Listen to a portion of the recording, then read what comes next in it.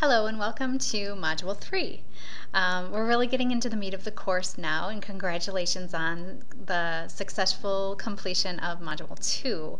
In Module 2 we talked about definitions, so hopefully we all understand what we're talking about when we refer to online identity and online reputation.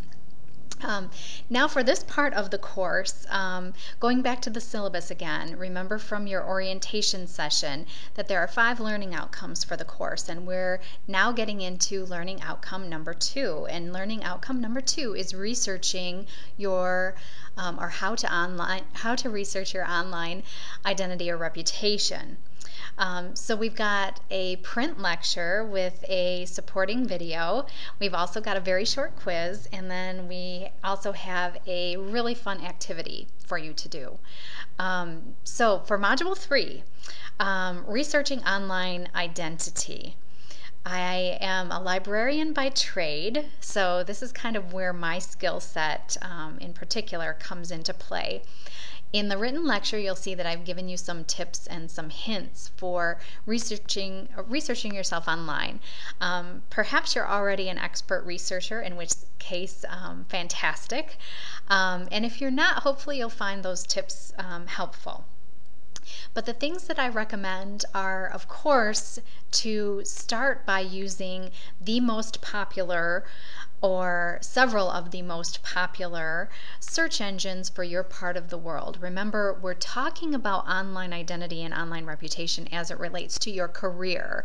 So what are current employers or potential employers finding out there about you when they look at online information that specifically relates to you? So how are they going to obtain that information? They're going to use whatever search engine or search engines are popular in your area of the world. So for the United States, what we're talking about are the big 3. And currently those are Google, Yahoo, and Bing. So if you're taking this course and you're in the United States, I'd like you to use those 3 search engines. If you are in another part of the world, you're probably familiar with what your most popular search engine or search engines are. But if you need help identifying which search engines to use, please contact me and I'll be happy to recommend and do a little bit of research for you to let you know which ones you should be using based on where you are in the world. So tips and tricks. If you've got a very common name, and in the United States an example might be John Smith, for example. In other parts of the world, you'll know basically what the most common names are. And it's helpful, at least in some of the big 3 search engines in the US, to put your name in quotes.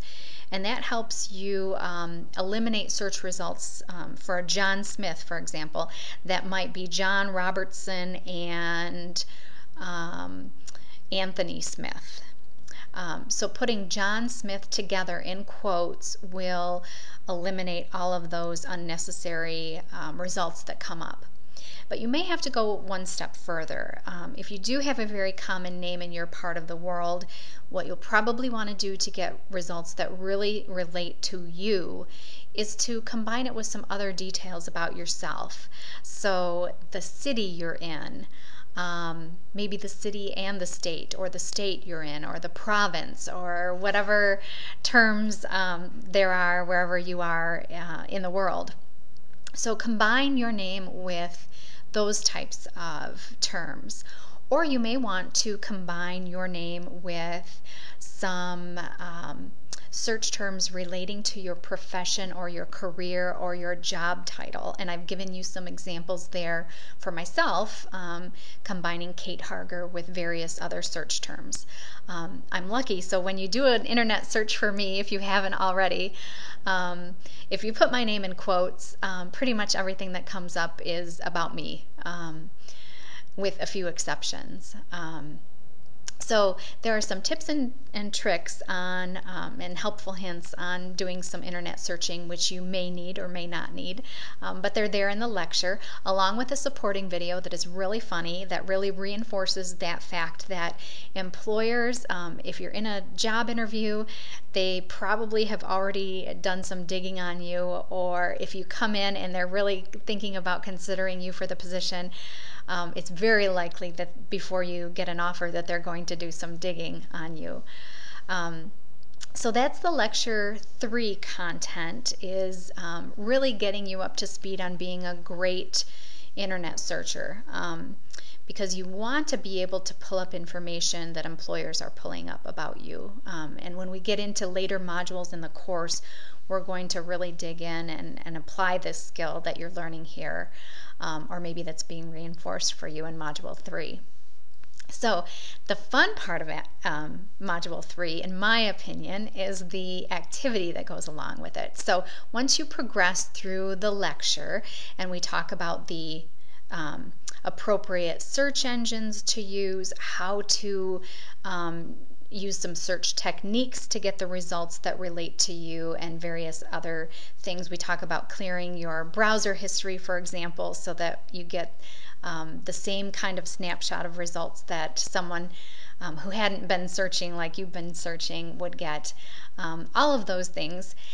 There is a short quiz, and that's followed by an activity. The activity is hopefully going to be so fun for you and for all of us to compare with one another, to see, to really reinforce that concept that your reputation really depends on the perspective of the person reviewing that online content about you. So when I created this activity, I did a couple things. The first thing I did was I chose 2 people who are in the same profession, just to show you how differently, if you're a graphic designer and maybe you have a colleague or a role model, someone you really admire, that you'd like to kind of pattern your online content after what they're doing online. There is, of course, room to kind of be an individual. And you will see with these 2 examples in our activity, both individuals are musicians. They're in the same line of work, but they have created content that is so distinctly different. Of course, they're different kinds of musicians. Kanye West does not perform the same kind of music that Taylor Swift performs, so you will see the differences there. But I hope to reinforce the concept that even though you're in the same profession as someone else, you can certainly take a different direction, and you may even want to, and it may be more effective for you to kind of take a different direction in the tone and type of content that you have out there about yourself. The other thing is, in designing the activity, I thought about providing you with an example of the online identity that I'd like you to write in 150 words or less. So you could use it as a template in completing the activity.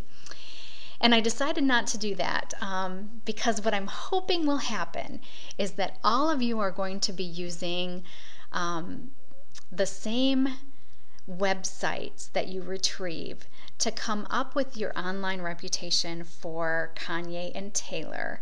And I'm hoping that it really reinforces, when you start sharing them and seeing, hopefully, that they're different, perhaps significantly different from those of your classmates, even though you've reviewed the same content about Kanye West. Hopefully all of you will have some distinct differences in what you write for his online identity or online reputation. Same with Taylor Swift. So I did not provide an example, but if you do need some guidance, please ask for some guidance. We'll be able to help you through the discussion forum and address any questions that you have. But take a shot at it, and let's get on the discussion forum and share and see, do we all have different ideas when we look at the same kind of content about someone? And I think it's going to be very enlightening and hopefully very fun for you as well.